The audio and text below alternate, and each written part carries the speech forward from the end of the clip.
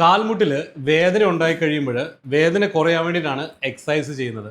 പക്ഷേ എക്സസൈസ് ചെയ്യുന്നത് കാരണം വേദന കൂടിയാലോ? ഇവിടെയാണ് വേദന രണ്ട് തരത്തിലുണ്ടാവും. അത് കറക്റ്റായിട്ട് മനസ്സിലാക്കണം. ഒന്ന്, ലിഗമെന്റ് ഇഞ്ചുറി സംഭവിച്ച ആളുകൾക്ക് ഒപ്പം തന്നെ മെനിസ്കസ് ഇഞ്ചുറി ഉണ്ടെങ്കിൽ ഈ മെനിസ്കസിലേക്കും ലിഗമെന്റിലേക്കും ഓവർ സ്ട്രെയിൻ വരുമ്പോഴുണ്ടാവുന്ന വേദന, പ്രത്യേകിച്ച് നീര് കൂടുമ്പോൾ ഉള്ള വേദന. രണ്ടാമത്തേന്ന് വെച്ച് കഴിഞ്ഞാൽ മുട്ട് ചിരട്ട സംബന്ധമായിട്ട് വരുന്ന വേദന. ഇത് രണ്ടും തിരിച്ചറിയാതെ എക്സസൈസ് ചെയ്യുമ്പോൾ വേദനയുണ്ട്, ഞാൻ വേദന സഹിച്ചാണ് എക്സസൈസ് ചെയ്യുന്നത് എന്നൊക്കെ പറയുന്ന ആൾക്കാരോട് പറയാനുള്ളത്, ഇങ്ങനെ നിങ്ങൾ എക്സസൈസ് ചെയ്യുന്നത് കൊണ്ട് ഈ വേദന കൂടാനുള്ള ചാൻസ് ഉണ്ട്. അപ്പോൾ ഏത് വേദനയാണ് നിങ്ങളുടെ മുട്ടിൽ ഉണ്ടാവുന്നതെന്ന് കറക്റ്റായിട്ട് തിരിച്ചറിയണം.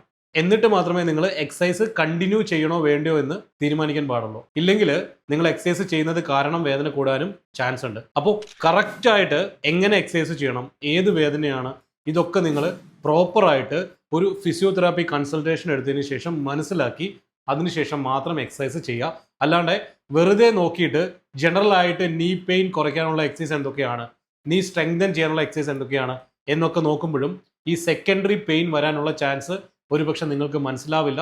നിങ്ങൾ ഈ വേദന നോർമൽ ആയിട്ടുള്ള മുട്ടിൽ വേദനയാണെന്ന് തെറ്റിദ്ധരിച്ചിട്ട് അതിനനുസരിച്ചുള്ള എക്സസൈസ് ചെയ്യുമ്പോൾ അത് കാരണം വിട്ടുമാറാത്ത വേദന നിങ്ങളെ പിന്തുടരും. അപ്പോൾ ഇത് കറക്റ്റായിട്ട് മനസ്സിലാക്കി മാത്രം എക്സസൈസ് ചെയ്യുക. കൂടുതൽ ഡീറ്റെയിൽ അറിയണമെങ്കിൽ ഞങ്ങളുടെ ടീമിനെ കോൺടാക്ട് ചെയ്ത് കഴിഞ്ഞാൽ ഇൻഡിവിജ്വൽ ഇവാലുവേഷന് ശേഷം കറക്റ്റായിട്ടുള്ള കാര്യങ്ങൾ ഞങ്ങൾ നിങ്ങളിലേക്ക് എത്തിക്കുന്നുണ്ടാവും.